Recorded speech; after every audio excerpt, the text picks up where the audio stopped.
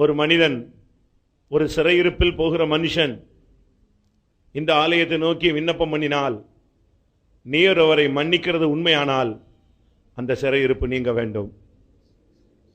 ஒரு வறட்சி, பஞ்சம் இதில் சிக்கி இருக்கிற ஒரு மனுஷன் உம்மை நோக்கி கூப்பிடும் பொழுது நீர் அவனை மன்னித்தால் அவனுடைய வறட்சி, பஞ்சம் நீங்க வேண்டும்.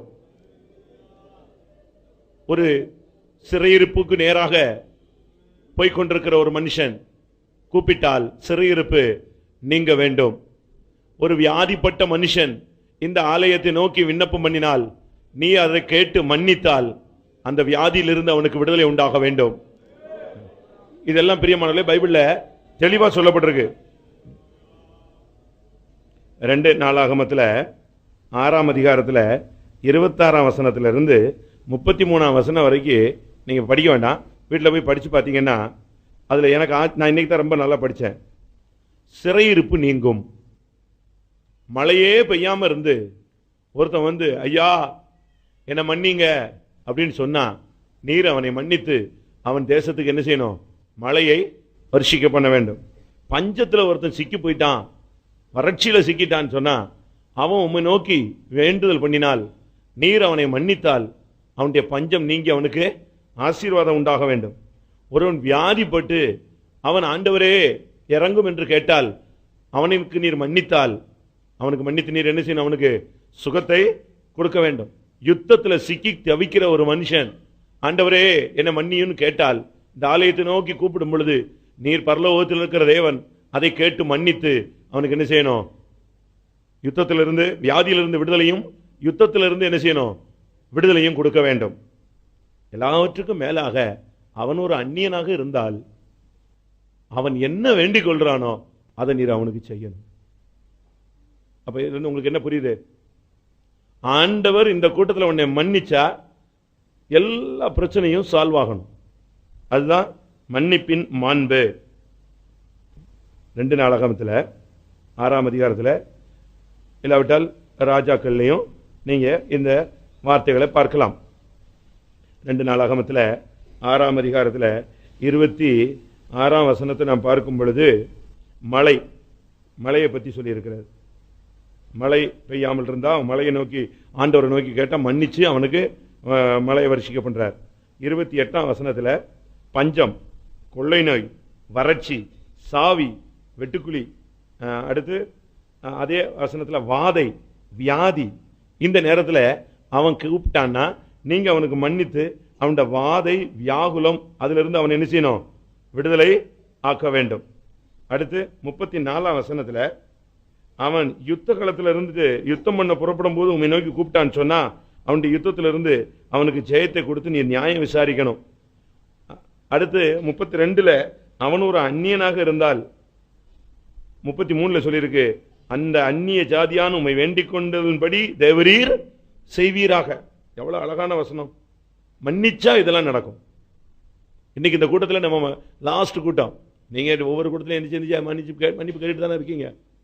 ஆனா இன்னைக்கு 100% உன்னை மன்னிச்சிட்டாருன்னா ஒரு பெரிய மழை பெய்யும், அக்கினி அபிஷேகம் மழை போல பின்மாறி மழை இறங்கும்.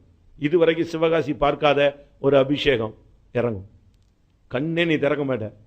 உனக்கு நான் ஒரு பிராமின்கள் ஒரு காத்திருப்பதுக்கு வந்தா, அபிஷேகம் நிறைஞ்சு அவளால கண்ட்ரோல் பண்ண முடியல. எல்லாருக்கும் அபிஷேகம் தெரியல. நான் ஜெபம் பண்ணி ஆமீன் போட்டாச்சு. ஆமீன் போட்டு ஜனங்கள்லாம் எந்திரிச்சு போயிட்டாங்க. அவ எந்திரிச்சு போல இந்த நம்ம விசுவாசிகள் அவளை சுற்றி வேடிக்கை பார்த்துட்டு நிற்கிறாங்க. ஏன்னா அவளுக்கு அபிஷேகத்தை என்ன செய்ய முடியல, கட்டுக்குள்ள கொண்டு தன்னை அந்த ஆவியை அடக்க முடியல, தெரியல. அவ பிராமின். அபிஷேகம் இறங்கி கண்டுபடுத்த நான் எனக்கு இவளுக்கு அபிஷேகம் கிடைச்சதுங்கிறது எனக்கு புரியாம நான் என் சீட்டில் உட்காந்துட்டு ஆண்டவரே என்ன ஆண்டவரே அவள் அழுதுகிட்டே இருக்காளே அவளுக்கு அபிஷேகம் கிடைக்கலையான்னு திரும்பி எந்திரிச்சு வந்தா. வந்து என் முன்னால் வந்து பொத்துன்னு விழுந்துட்டு திருப்பி என்னால் கண்ட்ரோல் பண்ண முடியல, அபிஷேகம் கிடைச்சிருச்சுன்னா எனக்கு அப்போ தான் ரொம்ப சந்தோஷமா இருந்துச்சு. அதுக்கப்புறம் நான் அவளுக்கு ஜெபிச்சு விட்ட உடனே அவளுக்கு 2 வீலர் எடுத்துட்டு வீட்டுக்கு போக முடியல. உடனே சொன்னேன், எனக்கு 2 வீலர் ஓட்டக்கூடிய அளவில் இப்போ எனக்கு கட்டுப்பாடு வரல, நான் ஆட்டோவில் போயிடுறேன். அப்படி அபிஷேகம் ஒரு பிராமின் பிள்ளைக்கு ஒப்பு கொடுத்தா வருது. நீ விசுவாசிக்கு உனக்கு அபிஷேகம் கிடைக்காதா? உன்னை மன்னித்தார்னா இன்னைக்கு ஒரு அபிஷேகம் இறங்கும், சரியான ஒரு அபிஷேகம். மன்னிச்சார்னு சொன்னா பாரு, திங்கக்கிழமையிலிருந்து கர்த்தர் ஆசீர்வாதம் தானா வரும். மன்னித்தார்னு சொன்னா வறட்சி, சாவு, எல்லா தன்மையும் போகும். யுத்தம் யுத்தம் யுத்தம் யுத்தம், பிரச்சனை பிரச்சனை. இன்னைக்கு நீ மன்னிப்பு கேட்டு பாரு, கர்த்தர் உன்னை மன்னிச்சிட்டாருன்னா அந்த யுத்தங்கள் அப்படியே உன்னை விட்டு விலகி போயிடும். அதுக்கு ஒரு வசனம் இருக்கு.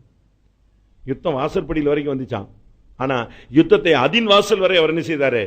திருப்புகிறார். வாசிங்க அந்த வசனம், யாருக்கா தெரியுமா? யுத்தம் வாசற்படி வரை வந்ததுங்கிற அந்த வசனத்தை வாசிங்க. அந்நிய தேவர்களை வேண்டிக் கொண்டார்கள், அப்பொழுது பின்பற்றினார்கள். அப்பொழுது யுத்தம் எங்க வந்தது? வாசற்படி வரை வந்தது. ஆனா அவர்கள் தேவனை நோக்கி வேண்டிக் கொண்ட பொழுது தேவன் அது இந்த யுத்தத்தை அதின் வாசல் வரைக்கும் திருப்பி கொண்டு போனார். நியாயாதிபதிகள் 5:8.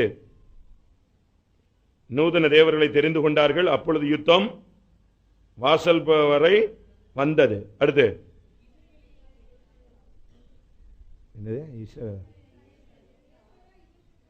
ஏசாயா 28:6.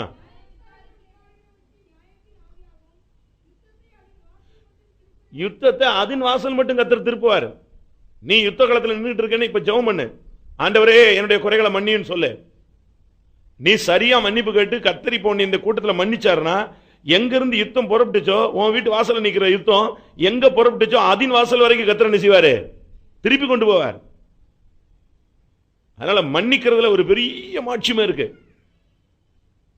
நீ மன்னிச்சிருக்கணும். ஆனா எங்கள் கடன்களை நாங்கள் மன்னிக்கிறது போல எங்களுக்கு நீர் மன்னி. நீ முதல்ல மன்னிச்சிரு, ஆண்டவர் ரெண்டாவது உனக்கு மன்னிப்பார். மன்னிச்சிட்டாருனா வியாதி போயிடும், சாபம் போயிடும். அதுல இன்னும் அதாவது விசுவாசிக்கு கூட மன்னிச்சா அவன் கேட்கிற யுத்தம் மாறும், அப்படி இப்படின்லாம் சொல்லியிருக்கு. ஆனா அந்நிய ஜாதியானுக்கு என்ன சொல்லியிருக்கு? அவன் என்ன வேண்டிக் கொள்றானோ அதன்படியே அவனுக்கு செய்வீராக. நாம எல்லாம் அந்நியர் தானே, காணியாட்சிக்கு புறம்பானவர்கள், அந்நியரும் பரதேசிகள். நம்ம என்ன கேட்கிறோமோ கர்த்தர் மன்னிச்சிட்டேன்னு சொல்ல. உன் மகளே உன் பாவங்கள் மன்னிக்கப்பட்டது, மகனே உன் பாவங்கள் மன்னிக்கப்பட்டதுங்கிற ஒரு வேர்டு உன் காதுல அந்த மெல்லிய சத்தம் கேட்டுருச்சுன்னா நீதான் பாக்கியவான். நான் ஒரு 10 நிமிஷம் பேசுறேன், 10 நிமிஷமா 15 நிமிஷமா பேசுறேன், பொறுத்துக்கொள்ளுங்க. அது சுத்திகரிப்புக்கு உங்களுக்கு பிரயோஜனமா இருக்கும். நான் பவுல் அப்போஸ்தலனாகிய பவுலை பத்தி பேச விரும்புறேன். ஒரு 10 பாயிண்ட்ஸ் சொல்றேன். ஆனா அப்போஸ்தலன் பவுலை பத்தி பேசுறதுக்கு எனக்கு அருகதை கிடையாது. நமக்கு அது அவர் பெரிய பெரிய ரொம்ப கிராண்டான கிரேட் மேன். அவனை போய் நம்ம அவனுடைய குறைய பேசுறதுக்கு நமக்கு என்ன கிடையாது? தகுதி கிடையாது. ஆனா சுத்திகரிப்புக்காக நம்ம பக்தி விருத்திக்காக ஒரு சின்ன சின்ன பாயிண்ட்ஸ் நான் சொல்றேன். அதுக்கு பிறகு நம்முடைய பாவத்தை கர்த்தர் என்ன பண்றாரு. இப்போ உன் பின்னாலேயே பாவம் வந்துகிட்டே இருக்கு. பைபிள் சொல்லியிருக்கு, பாவம் வாசற்படியில் படுத்திருக்கும்.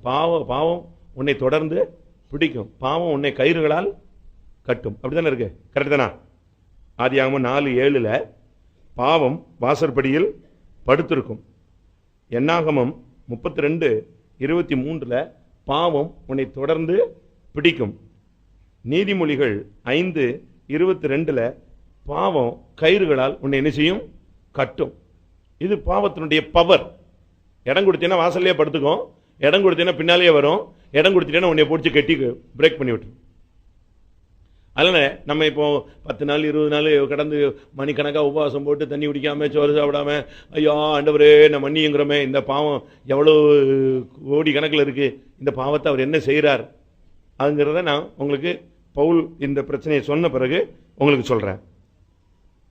நான் சொல்றதை நீங்க பவுலை குறை சொல்லிட்டாருன்னு எடுக்கக்கூடாது. நான் அதனால தான் முதலே சொல்லிட்டேன், பவுலை பத்தி பேசுறதுக்கு எனக்கு என்ன கிடையாது. அவன் பெரிய பரிசுத்தவான், மிகப்பெரிய பரிசுத்தவான். அவன் சொல்றான், நான் இருக்கிறது உங்களுக்கு அவசியத்துக்கு தான் இருக்கிறேன், நான் என் ஓட்டத்தை என்ன செய்தேன்? விசுவாசத்தை காத்துக்கொண்டேன், என் ஓட்டத்தை முடித்தேன்கிறான். அவன் உலகத்தில் இருக்கும்போதே எல்லாமே முடிஞ்சு போச்சு, தெளிவா இருக்கிற ஒரு ஆள்.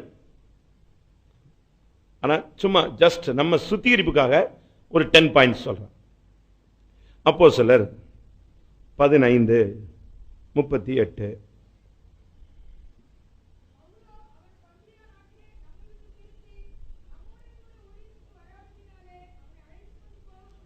இப்போ இங்க ஒரு சின்ன ப்ராப்ளம் கவனிங்க.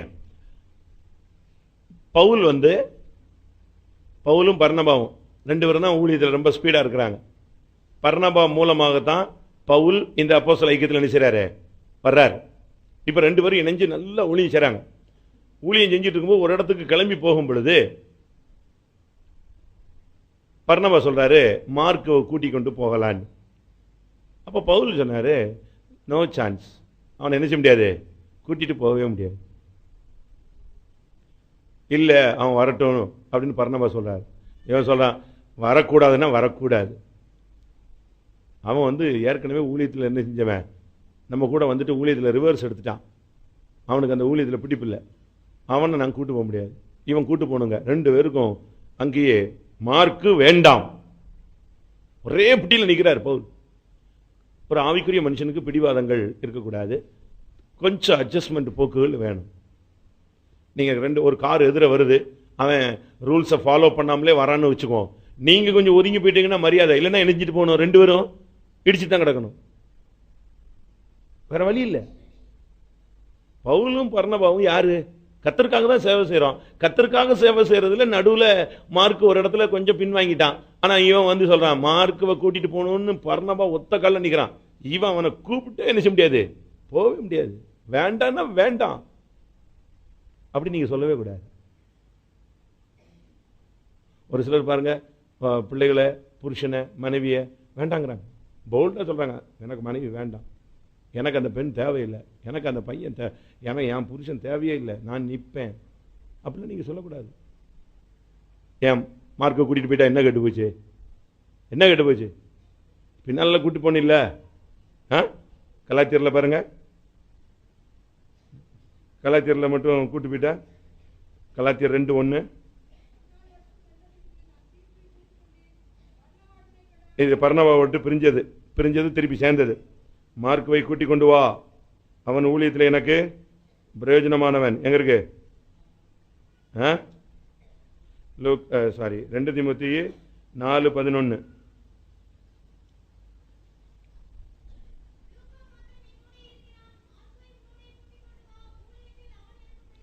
ஊழியத்தில் அவன் எனக்கு பிரயோஜனம். ஏன் இப்ப கூட்டி வாங்குற, அப்பவே நீ செஞ்சிருக்கலாம். அப்போ கோபம், முடியாது, வேண்டாம், ஒரே பிடிவாதம். ஆவிக்குரியவர்கள் கொஞ்சம் நீங்க அட்ஜஸ்ட் பண்ணி கொஞ்சம் நீங்க தளர்ந்து தான் போகணும். இணங்குதல் பெரிய குற்றத்தையும் அடைக்க, கொஞ்சம் அவனை மன்னிச்சு விட்டு. மார்க் வேண்டாம்னா வேண்டாம். அடுத்த வசனம் அப்போஸ்தலர், இது ஃபர்ஸ்ட் பாயிண்ட். வேண்டாம்னா ஒரே பிடிதில நிப்பான். அப்போஸ்தலர் 15:39 அவர்களுக்கு இது நிமித்தம் என்ன உண்டானது, கடுங்கோபம் வந்துருச்சு. 2 பேரும் சும்மா என்ன பேசினாங்களோ தெரியல.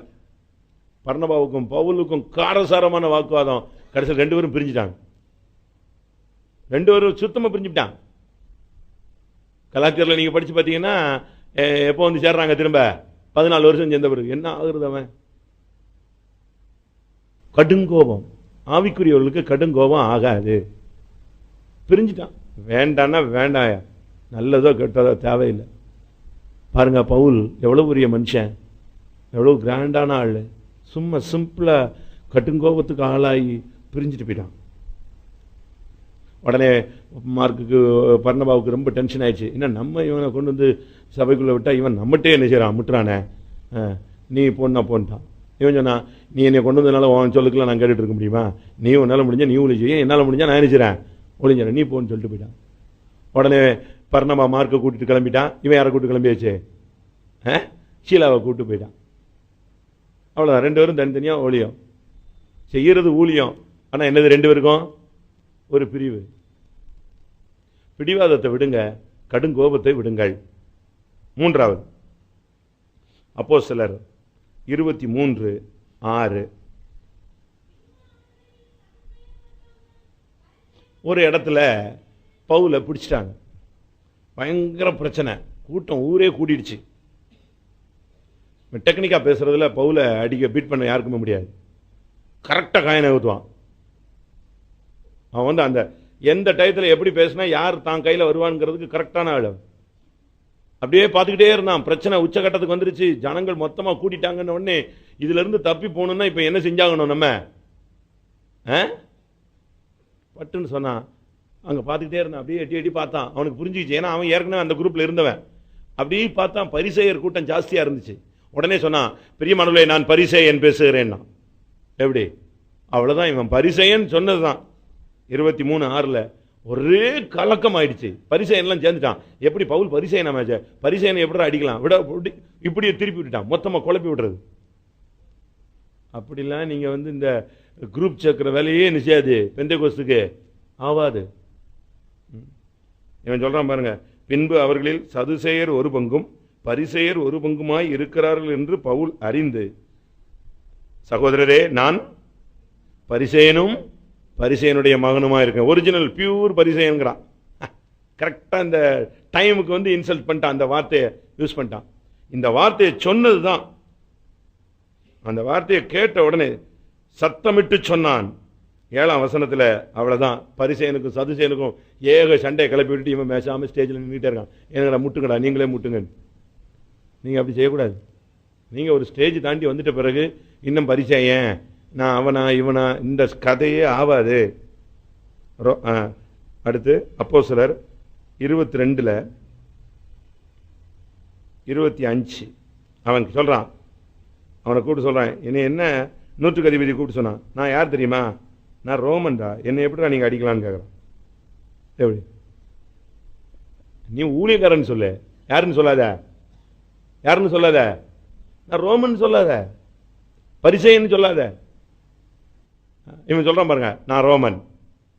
27ஆம் வசனத்தில் அவன் கேட்கறான், சேனாபதி நீ ரோமனா எனக்கு சொல். அதற்கு அவன் சொன்னான், ஆம் நான் யார் தான்? நான் ஊழியன் தான். ஏன் ஊழியன்காரன் சொல்ல வேண்டியானே? நான் கிறிஸ்து ஊழியக்காரன் சொல்லாம எப்படி பிளேட்டை மாத்திட்டான்? நான் யாரு? நான் ரோமன்ங்க. அதுதான் பவுலுடைய பெரிய வீக்னஸ். அந்த நேரத்தில் டக்குன்னு பேச்ச மாத்திடுவான், ஆளை சேர்க்கறது இல்லை. நீங்க அப்படி சேர்த்திருக்கீங்களா? மார்க் வேண்டாம் என்ற ஒரே பிடிவாதமும் கடுங்கோமும் பிரிவும் நேரம் வரும் பொழுது நீங்க யாருங்கிறத டக்குன்னு காட்டியிருப்பீங்க. அது வரைக்கும் அமைதியா இருப்பீங்க. அப்படிதானே? அவன் சொல்றான் பாருங்க, கரெக்டா அந்த கிரௌடெல்லாம் பார்த்துக்கிட்டான். மெஜாரிட்டி எங்கடா நிக்குதுன்னு பார்த்தான், பட்டுன்னு சொல்லிட்டான், நான் பரிசேயன். அங்க எல்லாம் சண்டை போட்டு அவன் சட்டையை கிழிச்சுக்கிட்டான். இவன் பாட்டுக்கு எஸ்கே போய் வெளியே போயிட்டான். அடுத்து சொல்றான், இன்னொரு இடத்துல இவனை அடிச்சிட்டாங்கன்னு உடனே இவனுக்கு அடியை தாங்க முடியல. உடனே அவன் சொல்றான், நான் ரோமன், என்ன எப்படி அடிக்கலாம்? அவன் சொல்றான் பாருங்க, அந்த டைம் வரும் பொழுது அந்த சமயம் பார்த்து, பாவம் சமயம் பார்த்து என்ன செய்யுது? தலைய தூக்குது. அப்படி இருக்கக்கூடாது. கலாத்தியர் 1:16-17. ஆமா, யாரு சொன்னாலும் கேட்க மாட்டான். அப்படியாளு அவன் சொல்றான் பாருங்க, எனக்கு கிறிஸ்து தேவன் தன்னுடைய குமாரனை வெளிப்படுத்த சித்தமான பொழுது நான் மாம்சத்தோடு ரத்தத்தோடும் ஆலோசனை பண்ணல, யார்ட்டையும் ஆலோசனை பண்ணல. எனக்கு முன்னே அப்போஸ்தலரானவங்கள்ட்டையும் நான் என்ன செய்யல? ஆலோசனை செய்யல. ஒரு சிலர் பாருங்க, சில பிசினஸோ சில வேலைகளோ சில காரியங்களோ செய்கிறது புருஷ மனைவி மாம்சத்துக்கும் ரத்தத்துக்கும் தெரியாது, மனைவிக்கோ புருஷனுக்கோ பிள்ளைகளுக்கோ தெரியாது. அடுத்த சபையில் ஒரு ஊழியக்காரன் இருக்கானே அவனுக்கு என்ன செய்யாது? தெரியாது. இவனா போய் பணத்தை போடுறது, வட்டிக்கு வாங்குறது, அதை செய்யறது இதை செய்யறது எல்லாம் மூங்கி தலைகீழ போய் இவன் காணும் தேடும் போதுதான் யார்ட்டு மெல்ல வந்து சொல்லுவான், இப்படி எல்லாம் பிரச்சனை ஆயிடுச்சு. சுயமான முடிவு நீங்க எடுக்கவே கூடாது. அவன் சொல்றான் பாருங்க, நான் மாம்சத்தோடு ரத்தத்தோடு ஆலோசனை பண்ணவில்லை. மாம்சம் என்னது? மாம்சங்கிறது மனைவி இல்லாட்ட புருஷன், ரத்தங்கிறது பிள்ளைகள், சகோதர சகோதரிகள். அவங்களோடையும் நான் ஆலோசனை பண்ணல. எனக்கு முன்னே அப்போஸ்தலர்னு ஒரு கூட்டம் இருக்கு, நான் அவங்கள்ட்ட என்ன செய்யல? குடும்பத்திலையும் நீ ஆலோசனை கேட்க மாட்டேன், ஒரு எக்ஸ்பீரியன்ஸ் அண்ட் எக்ஸ்பர்ட்டான ஆளுங்கள்ட்டையும் நீ ஆலோசனை கேட்க மாட்டேன். அதே நேரத்தில் யார்ட்டையும் ஆலோசனை கேட்க மாட்டேன், ஊழியக்காரன்ட்டையும் ஆலோசனை கேட்க மாட்டேன். அப்படி ரொம்ப பேர் இருக்காங்க சபையில். அது ஆட்டுக்கு தான் தோன்றித்தனமாக போய்கிட்டே இருக்கு. என் காசு நான் சம்பாதிக்கிறேன், நான் போகிறேன், அதுக்கு என்ன காணிக்க கொடுக்கணும், அவ்வளோதானே. அதை போய் அங்கே சொல்லணுமா, அங்கே கேட்கணுமா? இதெல்லாம் கேட்டால் அந்த ஆள் ஒன்று சொல்லுவான், ஜெபிச்சு சொல்கிறோம்மா, பார்த்து யோசிப்போம்மா, அதுக்குள்ளே எல்லாமே கவுந்து போயிடும். இதெல்லாம் இன்னைக்கு சபையில் விசுவாசிகள் எடுக்கிற ஆக்ஷன், சுயமான முடிவுகள். 2 கொரிந்தியர் 11:32-33 நான் பயங்கரமா பாடுபட்டேன், அடிக்கப்பட்டேன், நொறுக்கப்பட்டேன்னு சொல்லுவான். ஆனா அந்த இடத்துல பயந்து போய் ஒரு கூடையில் இறங்கி கூட வழியை தப்பி ஓடியே விட்டான். அப்படிதானே? ஒரு கூடையில வச்சு அவனை இறக்கி விட்டாங்க ஒரு இடத்துல. பார்த்தான், அது வரைக்கும் அந்த அதிகாரத்துக்கு முந்தின இதெல்லாம் படித்து பார்த்தீங்கன்னா ரொம்ப பயங்கரமாக இருக்கும். நான் கல்லெறியுண்டேன், அடிபட்டேன், 1 குறை 5 முறை நான் அடிபட்டேன், நான் கல்லர்களால் ஒரு மோசங்கள், சகோதரர்களால் ஒரு மோசங்கள், அதில் கஷ்டப்பட்டேன், இதில் கஷ்டப்பட்டேன் எல்லாம் சொல்லிட்டே வந்துட்டு இப்படி ஒரு இடத்துல திடீர்னு ஒரு வாய்ப்பு கிடைச்சது, நான் ஓடியே போயிட்டேன். அதனால தான் 12ஆம் அதிகாரம் 1ஆம் வசனத்தில் சொல்கிறான், மேன்மை பாராட்டுகிறது எனக்கு என்ன கிடையாது, தகுதியே கிடையாது. நல்லா தான் இருக்கிறோம், சில நேரத்தில் டக்குன்னு நம்ம நினைச்சிடறோம், பயந்துடுறோம், தடுமாறிடுறோம், அந்த போல்ட்னஸ் போயிடுது. இந்த இடத்துல பயந்துட்டான். அவனை ஒரு கூடையில் வச்சு ஒரு மதிலில் இருந்து இறக்கி விட்டாங்க. அந்த கூடை 4 பேர் பிடிச்சி இறக்கி வச்சாங்க. ஒரே ஓட்டம் ஓடிவிட்டான். அந்த எலியா வந்து அக்னி இறக்கிடுவான், பகாலின் தீர்க்கதரிசிகள் எல்லாம் கொண்டு விடுவான், என்னெல்லாமோ பண்ணிடுவான். கடைசியில் எசபேல் வந்து சொல்லுவார், நாளை இந்நேரம் நான் உன்னை கொன்று போடுவேன். அதோட ஓடினவன் தான் எலியா. ஏன் வரட்டும், எசபேலை நான் அக்னினால் எரிக்கிறேன் சொல்ல வேண்டியானே, சொல்லலாம்ல, எரிக்க முடியாதா? அக்னி இறங்குனா எசபேல் சாம்பல் ஆயிடுவா. ஆனா இங்க ஒண்ணுமே நடக்கல, அவனுக்கு ஒன்னும் பண்ண முடியல, ஒரு காரியம் நடக்கல அவனுக்கு. அப்படியே உட்காந்துருந்தான். வேலைக்காரனை கூட ஒரு இடத்துல விட்டுட்டு, இனி நான் ஓடி போறேன், நீ எங்கேயாவது போன்னு சொல்லிட்டு அவனை விட்டுட்டு ஓடிய விட்டான். பயம். நல்ல விசுவாசிகள் கூட சில நேரத்தில் மிஸ் பண்ணிடுறாங்க. நல்ல போல்டா இருக்கிறவங்க அந்த இடத்துல மிஸ் ஆயிடுறாங்க. நல்ல விசுவாசிகள் சொல்றவங்க கூட பாருங்க, கடைசி நேரத்தில் சில தடுமாற்றங்கள். 6வது, அவனுக்கு கொஞ்சம் பெருமை இருந்துச்சு, கொஞ்சம் இல்லை கொஞ்சம் அதிகமாக இருந்திருக்கலாம். அவன் சொல்றான், மேன்மை பாராட்டி நான் யாரா மாறினேன், மேன்மை பாராட்டி நான் புத்தினனாய் போனேன். நான் மேன்மை பாராட்டி தான் இப்படி போயிட்டேன். பைபிளில் சொல்லியிருக்கு, ஒருவன் தான் செஞ்ச காரியத்தை என்ன செய்யக்கூடாது, வெளியே சொல்லவே கூடாது. இவன் எல்லாத்தையும் சொல்லிட்டான், எல்லாத்தையும் சொல்லிட்டான். நான் இப்படி இருந்தேன், அப்படி இருந்தேன், நான் என்ன படிச்சிருக்கேன் தெரியுமா, என்ன படிச்சிருக்கேன் தெரியுமா, நான் கமாலியலின் பாதத்திற்கே உட்கார்ந்து, பிலிப்பியர் 3:5 சொல்றான், ஜாதி கோத்திரம் குலம் எல்லாம் சொல்லிட்டான். நான் வாசிங்க, பிலிப்பியர் 3:5.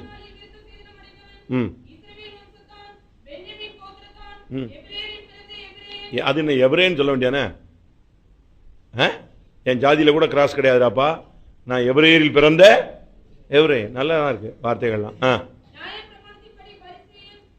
இப்படி கரெக்டா, அதாவது எல்லாரையும் இழுத்துட்டு வர்றதுக்கு அப்படியே கரெக்டா கொண்டு வரான். நாம இந்த பேச்சே இருக்கக்கூடாது. எபிரேயரில் பிறந்த எபிரேயர், மற்றவெல்லாம் நம்முடைய ஜீவியத்தில் நாம இப்படி இந்த மேன்மை பாராட்டுற இதெல்லாம் விட்டுறணும். 2 கொரிந்தியர் 11:22-27 வரைக்கும் படிச்சு பார்த்தீங்கன்னா, நான் அங்க பட்டேன், இங்க பட்டேன், அந்த பாடுபட்டேன், இந்த பாடுபட்டேன். இன்னொரு இடத்துல சொல்றான், நான் கமாலியலின் பாதத்தருகே உட்கார்ந்து என்ன செய்தவன், கல்வி கற்றவன். நான் என்னென்ன டிகிரி வாங்கியிருக்கேன், எத்தனை டிகிரி வாங்கியிருக்கேன் தெரியுமா? எத்தனை டிகிரி வாங்கி என்ன ஆக போகுது, என்ன டிகிரி வாங்கி என்ன சாதிச்சிட போறீங்க சொல்லுங்க. நான் இப்போ ஒரு புக்கு படிச்சுட்டு இருந்தேன் புதுசா, ஜான் சுங், சைனீஸ். அவன் வந்து டாக்டரேட் பட்டம்லாம் வாங்கிட்டு வர்றான். வரும்போது கப்பலில் வந்துட்டு இருக்கான். அவன் நம்ம போன உடனே நம்ம தகப்பன் வந்து வேலை வாங்கி கொடுத்தா, அந்த வேலை பாரு, இந்த வேலை பாரு, நம்ம கிறிஸ்துவுக்காக ஊழியம் செய்யணும். திடீர்னு ஒரு ஆவியில் ஒரு ஏவுதல், என்ன பண்ணிட்டான், அவன் வாங்கியிருந்த தங்கப்பதக்கம், அவன் வாங்கியிருந்த சர்டிஃபிகேட் எல்லாத்தையும் கடலில் போயிட்டு இருக்கும்போது தண்ணிக்குள்ள தூக்கி போட்டு போயிட்டான். அப்படி தூக்கி போட்டு போயிட்டான். சர்டிஃபிகேட்டும் வேண்டாம், ஒன்றும் வேண்டாம். நம்ம பாஸ்டர் ஜான் பால் தெரியுமா உங்களுக்கு, சர்டிஃபிகேட்டை கிழிச்சிட்டாரா, எரிச்சிட்டு போயிட்டாரா? இங்கே இருக்காங்களே அவங்க, அப்படி ரொம்ப பேர் இருக்கிறாங்க. இவனை கேட்டா, நான் கமாலியலின் பாதத்தருகே இருந்து கற்றவன். யார்கிட்ட இருந்து கற்றுக்கிட்டாலும் சரி, இங்கே வந்துட்டு என்னது, எல்லாமே என்னது, குப்பை என்று எண்ணுகிறேன், நஷ்டம் என்று விட்டேன். 2 கொரிந்தியர் 11:5 12:11 இவர் இதே தான் பேசிக்கிட்டே இருக்கிறார். மேன்மை பாராட்டி நான் புத்தினனாய் போனேன். நம்ம பெருமை பாராட்ட நம்மளை புத்தியிலன்னு எல்லாருக்கும் தெரிஞ்சுக்கும். 7வதாக கலாத்தியர் 2:11. பேதுரு யாரு, நீ யாரு?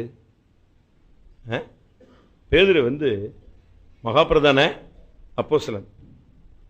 ஆனா 11:5 12 2 கொரிந்தியர் 11:5 12:11 சொல்றான், நான் மகா பிரதான அப்போஸ்தலரிலும் சற்றும் குறைந்தவன் அல்ல. இப்ப அவர் டைரக்டா மோதுறான். நல்லா புரிஞ்சுக்கோங்க, ஏதாவது ஒரு தவறு நடந்தா கூட நீங்க நேரடியா மோதுறதை என்ன செய்யணும்? நிறுத்தணும். முகமுகமா ஒரு ஊழியக்காரரையோ ஒரு விசுவாசியையோ ஒரு நம்மளை விட ஸ்டாண்டர்ட் கூடினவங்களையோ ஆவிக்குரியவங்களையோ நீங்க எதிர்க்கிறது நீங்க ஸ்ட்ரைட் ஃபார்வர்டு அவ்வளவு எதிர்க்கீங்கன்னு இல்ல, புத்தியந்தமா செய்யறோம். பேதுருவை போய் யாரு நேருக்கு நேர் எதிர்த்தது? யாரு எதிர்த்தா? பவுல் போய் டைரக்டா நேருக்கு நேர் எதிர்த்துட்டான். ஆனா பேதுரு சரி தப்பு தான், ரைட் விட்டுருங்க, அட்ஜஸ்ட் பண்ணிக்கோங்க, அப்படியே சால்வ் பண்ணிட்டு போறான். அழகா சால்வ் பண்ணிட்டு போறான். இவனை மாதிரி அவனும் இருந்து நீ யாரு நீ கேட்கறது, நான் யார் ஒன்னே கேட்கறேன்னா 2 பேரும் நெஞ்சுவாங்க. அப்போ சில 2 பேரும் சண்டை போட்டுக்குவாங்க. அப்படியே விட்டு கொடுத்துட்டு போயிட்டாரு பேதுரு. சரி சரி சரி, இவன் போய் நேருக்கு நேர் எதிர்க்கிறான். அதெல்லாம் நீங்க விட்டுறணும். நம்முடைய ஜீவித்துக்கு அது எல்லாமே தோல்வி. 2 கொரிந்தியர் 12:7 அவர் சொல்றாரு, ஒரு முள் இருக்கு, அது யாரு? சாத்தான் தூதன். நம்ம சரீரத்தில் கர்த்தருடைய வல்லமை தான் தங்கணுமே தவிர எந்த தூதன் இருக்கக்கூடாது? சாத்தானுடைய தூதன் இருக்கக்கூடாது. நான் சொல்றது உங்களுக்கு புரியும் நினைக்கிறேன். நம்ம கிறிஸ்துவின் சரீரம், என்னை பலப்படுத்துகிற கிறிஸ்துவினால எல்லாவற்றையும் செய்ய எனக்கு, நான் மறுபடியும் சொல்றேன், பவுலை குற்றம் சொல்றேன். நீங்க யாராவது எடுத்து பவுலையே குறை சொல்லிட்டாரு பாஸ்டர்னு சொல்லிட்டு புலம்பிடக்கூடாது. நான் நம்ம பக்திக்காக ஒரு 10 பாயிண்ட் சொல்லிட்டு வரேன். அவர் செஞ்சது அந்தந்த நேரத்துக்கு கரெக்டா இருந்தாலும், ஆனா அவரே சொல்றாரு, நான் மேன்மை பாராட்டி எழிஞ்சிட்டேன், புத்தி இல்லாம போயிட்டேன், என் சரீரத்தில் ஒரு முள் இருந்துச்சு. அந்த முள் என்னது? சாத்தானுடைய தூதன் அப்படின்னு தான் இருக்கு பைபிள். வாசிங்க, அது என்னை குட்டும் என்னது? சாத்தானுடைய தூதன் நம்ம சரீரத்தில் உட்கார்ந்துருந்தா என்ன ஆகிறது? அந்த வியாதிக்காக 3 ட்ரிப் ஜெபிச்சான். 3 ட்ரிப் ஜெபிச்சுட்டு அது பிறகு விட்டுட்டான்.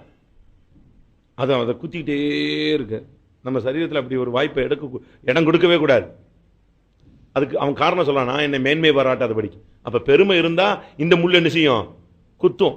இந்த சாத்தானுடைய தூதன் உட்கார்ந்துக்குவான். ஏன் நம்ம பெருமை பாராட்டாம தாழ்த்திட்டு போயிடுறது? பெருமையாக்குங்க. உங்களுக்கு தாழ்மை இல்லையா? நாளைக்கு பிளேட்டு கழுவுங்க. ஆமா, தாழ்மை இல்லையா? நாளைக்கு ஒரு ஆள் காலை கழுவாத, ஒரு 10-20 பேர் கால் என்ன செய்ய கழுவு. நான் உண்மையை சொல்றேன். இயேசு ஒரு ஆள் கால் கழுவல, எத்தனை பேர் கால் கழுவினாரு? 12 பேருடைய காலை கழுவினார். நீங்க வேணா பாருங்க, நாளை கழிச்சு பேப்பர்ல வரும், போப்பாண்டவர் அவருடைய இன்னொரு ஆளுடைய காலை என்ன செய்தார்? கழுவி முத்தம் கொடுத்தாருன்னு வரும். நான் அப்படியே உங்களை சொல்றேன், காலில் போய் முத்தம் கொடுன்னு சொன்னா எல்லாரும் ஓடி போயிடுவான். எப்பவுமே பாதி பேர் வரல. இந்த கால் கழுவுற ஊழியனே ஓடிய போடுறான். நான் அதுக்கு ஒரு வசனம் சொல்றேன், பஸ்காவை ஆசரிக்காமல் போனால் என்ன நடக்கும்? என்னாகமம் 9:13, ஒருவன் சுத்தமுள்ளவனாய் இருந்தும் பிரயாணம் போகாமல் இருந்தும் அவன் பஸ்காவை ஆசரிக்கலன்னா என்ன நடக்கும்? அது பாவம். வாசிங்க, சுத்தமுள்ளவனாய் பிரயாணம் போகாதவனாய் இருந்து போதும் போதும் போதும். அது பிறகு அது ரொம்ப டஃப்பாக கொண்டு போகுது. அவனை கொன்றணும், அவன் கொலை பண்ணப்படுவான் அப்படிலாம் இருக்கு. அது வேண்டாம், அந்த லெவலுக்கு நம்ம போக வேண்டாம். ஒருவன் சுத்தமுள்ளவனாய் இருந்தும் பிரயாணம் போகாதவனாய் இருந்தும் ராபோஜனத்தில் கலந்து கொள்ளாமல் போனால் அவனுக்கு என்ன இருக்குன்னு வீட்டில் போய் படிச்சுக்கோ. நம்முடைய சரீரத்தில் சாத்தானுடைய தூதன் வேலை செய்ய அனுமதிக்க கூடாது. உங்களுக்கு தாழ்மை இல்லைன்னா நல்ல வாங்க ஃபைத்தம்ல கடந்து பெருக்குங்க. உங்களுக்கு அந்த ஆவி என்ன செய்யட்டும்? பெருமையின் ஆவி போகட்டும். எல்லார் காலையும் கழுவு, நல்ல பாத்திரத்தை கழுவு, உட்காரு. ஏன் ஏழைப்பட்டவங்க தான் பாத்திரம் கழுவுன்னு என்ன இருக்கு? நீங்க போய் தேவ சமூகத்தில் உட்காருங்க, தாழ்த்துங்க. எவ்வளவு தாழ்த்த முடியுமோ தாழ்த்து. அடுத்து, பவுல் டென்ஷன் ஆயிட்டார்னா பயங்கரமா பேசுவார். டென்ஷன் ஆயிட்டானா புத்தி இல்லாத கலாத்தியரை புட்டி விளாசி தள்ளிடுவான். அவருக்கு பிரசங்கெல்லாம் காரசாரமாக ஏறிடும். 1 கொரிந்தியர் 5:5 பார்த்தீங்கன்னா, சபையில் ஒரு குற்றம் நடந்துருச்சுன்னு தெரிஞ்ச உடனே அவனை சாத்தானுக்கு ஒப்பு கொடுக்குறேன்ட்டான். ஒரே போடா தீர்ப்பு செஞ்சுட்டான். ஒரு ஃபைனல் ஜட்ஜ்மெண்ட் மாதிரி கொடுத்துட்டான். அவனை சாத்தானுடைய கையில் ஒப்பு கொடுக்குறேன். நீங்க சொல்லுவீங்களா நாசமா போன்னு? அதே மாதிரி தேவன் கையில் ஒப்பு கொடுத்திருந்தாலாவது அவன் அடிபட்டு கிடிபட்டு விழுந்து எந்திரிச்சு என்ன சிக்ஷிப்பு தாண்டி ரட்சிப்புல வந்துருவான்னு வச்சுக்கோங்களேன். இவன் யார் கையில் ஒப்பு கொடுக்குறான்? எவனை விழுங்கலாமான்னு அவன் வெயிட் பண்ணிட்டு இருக்கும்போது இவன் அவனை பிடிச்சி யார் கையில் கொடுத்துட்டான்? அவன் கையிலேயே கொடுத்துட்டான். சாத்தானுடைய கையில் அவனை ஒப்பு கொடுக்கிறேன்.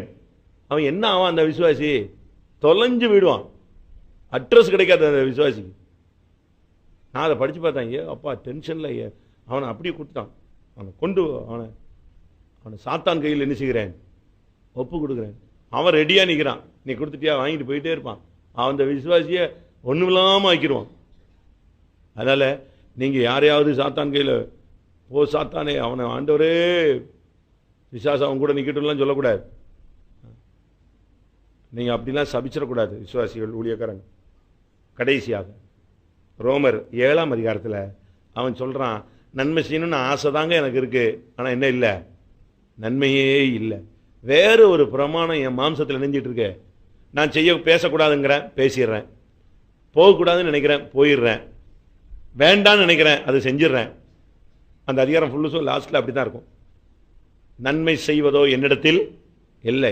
நன்மை செய்ய வேண்டும் என்கிற விருப்பம் என்னிடத்தில் இருக்கிறது, ஆனால் நன்மை செய்வதோ என்னிடத்துல இல்லை. என் சரீரத்தில் என்னை அறியாமலே இன்னொரு பிரமாணம் என்ன செஞ்சிட்டு இருக்கு? வேலை செய்யுது. அந்த கடைசி வசனத்தில் சொல்றான், மனசுல நான் கர்த்தருக்கு ஊழியம் செய்யறேன், மாம்சத்தில் யாருக்கு ஊழியம் செய்யறேன்? பாவத்துக்கு ஊழியம் செய்யறேன். மனசுல தான் அப்படி செய்யணும் இப்படி செய்யணும், இனிமே உண்மையா உத்தமமா இருக்கணுங்கிறோம், எல்லாம் கரெக்ட். ஆனா மாம்சத்தில் எதை தான் செஞ்சிட்டு இருக்கேன்? பாவத்துக்கு. 10 காரியம் சொல்லியிருக்கனா? இருக்கா? சரி, இனிமேல் உங்களுடைய நேரம். எல்லாரும் கண்களை மூடுவோம். பிடிவாதத்தை விடுங்கள். சகோதர சகோதரிகளை 100க்கு 100 வெறுத்து விடாதிருங்கள். கடுங்கோபத்தை தவிர்த்து விடுங்கள். ஜாதியையோ குடும்பத்தையோ குறித்து மேன்மை பாராட்டி பேசாதிருங்கள். நீங்களா ஒரு சுயமான ஒரு முடிவு, உங்க குடும்பத்தோடு நீங்க கலந்து கொள்ளாம, ஊழியக்காரங்கிட்டையும் கலந்துக்காம, எதையாவது ஒரு முடிவு எடுத்து உங்களுடைய சுயமாக காலத்தை வீணாக்கி விடாதிருங்கள்.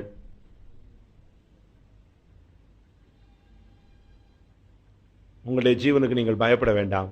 உங்களுடைய காலங்கள் தேவனுடைய கரத்தில் இருக்கு. தேவன் அறியாம உனக்கு ஒன்றும் சம்பவிக்காது. நீ பயப்பட வேண்டிய அவசியம் இல்லை. எந்த சூழ்நிலையும் மேன்மை பாராட்டுவதை, பெருமையை நிறுத்துங்கள்.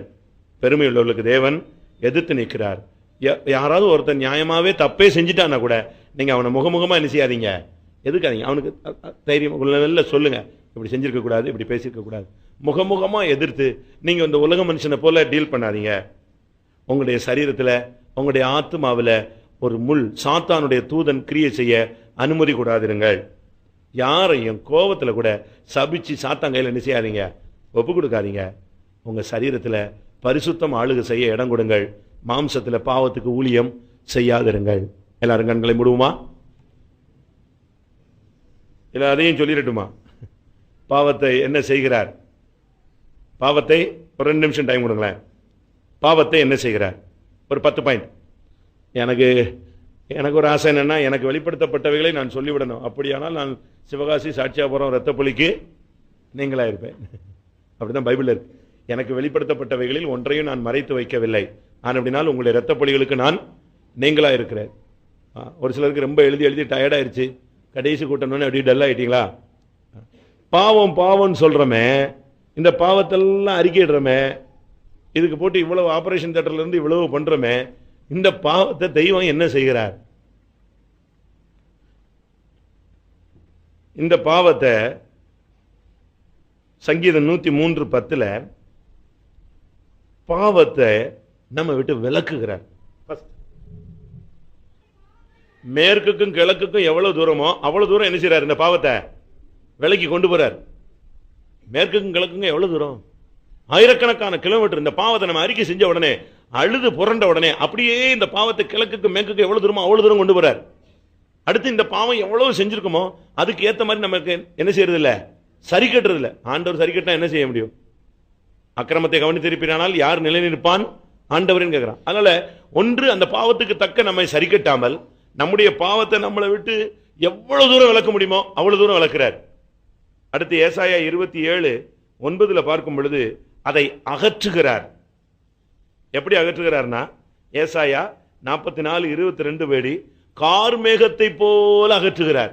இந்த மேகம் பாருங்க, பயங்கரமா இருட்டிட்டு நிற்கும், திடீர்னு ஒரு காற்று அடிக்கும், போயிட்டே இருக்கும், கொஞ்ச நேரத்தில் வெளுப்பாயிரும். மேகத்தை காத்துக்கு புரண்டோடுகிற மேகம் போல நம்முடைய பாவத்தை அப்படியே தூக்கி எங்கேயோ அகற்றி கொண்டு போயிடுறார். ஏசாயா 38:17 நம்முடைய பாவத்தை தன்னுடைய முதுகுக்கு பின்னால், நம்ம முதுகுக்கு பின்னால் அல்ல, எங்க போடுறாரு? தன்னுடைய முதுகுக்கு பின்னால் போட்டுறார். அடுத்ததாக ஏசாயா 43:25 சொல்றாரு, இனி நீ அறிக்கையிட்ட பாவத்தை நான் நினைக்கவே மாட்டேன். நீ அறிக்கை செஞ்சிட்டு இல்லையா, ரைட், விட்டுரு, இதோட நான் அதை நினைக்கிறது இல்லை.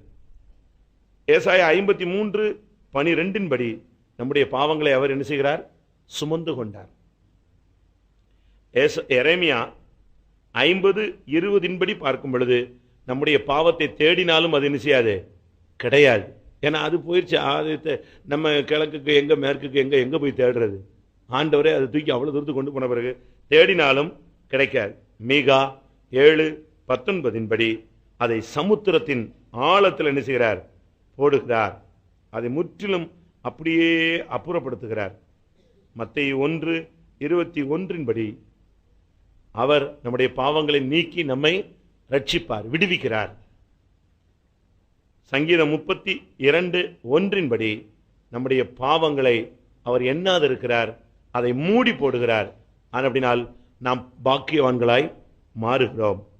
சகரியா 13:1 படி நமக்காக இன்றைக்கும் அவர் திறக்கப்பட்ட ஒரு ஊற்று, கல்வாரி சிலுவை, அவருடைய சரீரம் கிழிக்கப்பட்டது, இன்றைக்கு நமக்காக கிழிக்கப்பட்டிருக்கிறது. நம்முடைய பாவங்களை போக்கும் ஒரு ஊற்று நமக்கு உண்டாயிருக்கும். போதுமா? அதனால இந்த பாவம் திருப்பி வந்துடுமா, பின்னாலேயே வந்துடுமா? ஒன்றும் இல்லை. இன்னைக்கு நீ கண்ணீரோடு, உனக்கு டைம் கொடுக்குறேன், நல்ல டைம் கொடுப்பேன். நீங்கள் 10 நிமிஷம் நின்றுட்டு 2 நிமிஷம் முழங்கால் போட்டுட்டு அவங்க உங்களை பார்த்துட்டு டைம் ஆயிடுச்சுன்னு எழும்பிட்டு ஒன்றும் இருக்கக்கூடாது. அழகாக டைம் தர்றேன், நல்ல தேவ சமூகத்தில் உட்காந்துக்காங்க. உங்க கையில தான் இருக்கு உங்களுடைய வாழ்க்கையினுடைய செழிப்பு. நீங்க சரியா மன்னிப்பு கேட்டா யுத்தம் திரும்பி போகும். நீங்க சரியா மன்னிப்பு கேட்டீங்கன்னா மழையை தேவன் வர்ஷிக்க பண்ணுவார். நீங்க சரியா மன்னிப்பு கேட்டீங்கன்னா பஞ்சத்தை மாற்றுவார். நீங்க சரியா மன்னிப்பு கேட்டீங்கன்னா நீங்க வேண்டிக் கொண்டது உங்களுக்கு என்ன செய்யும்? சம்பவிக்கும். நீங்கள் சரியாய் நீங்கள் வேண்டிக் கொண்டா, மன்னிப்பு கேட்டால் சிறையிருப்பு மாறும். சரிதானா? எல்லாரும் கண்களை மூடலாமா? நம்முடைய அறிக்கையிட்டால் நம்முடைய பாவங்களுக்கு தக்க நமக்கு சரி கட்ட மாட்டார், அதை அகற்றுவார், அதை விலக்குவார், முதுகு பின் எரிந்து விடுவார், அதை நினைக்க மாட்டார், சமுத்திரத்தின் ஆழத்தில் போடுவார். அது தேடினாலும் கிடைக்காது. ஆமென். அதை விசுவாசிக்கிற எல்லாரும் கண்களை மூடுவோம். ஆண்டவரே, எனக்குள்ள சில பிடிவாதங்கள், மார்க் வேண்டாம் என்று பவுல் சொன்னது போல நான் சொல்லிவிட்டேனே கர்த்தாவே. கடுங்கோபம் என்னை அடிக்கடி வந்து தாக்குகிறது ஆண்டவரே. நேரம் வரும் பொழுது நான் யார் என்பதை வெளிப்படுத்தி விடுகிறேன். சுயமான முடிவு நான் எடுக்கிறேன்.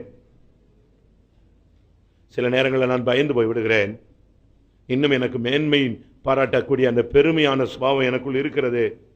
நான் அநேகரை முகமுகமாக எதிர்த்திருக்கிறேன் கர்த்தாவே. என்னுடைய சரீரத்தில் ஒரு சாத்தானுடைய தூதனை நான் உணர்கிறேன். அது அடிக்கடி வந்து என்னுடைய ஜீவியத்தை நஷ்டப்படுத்துகிறது.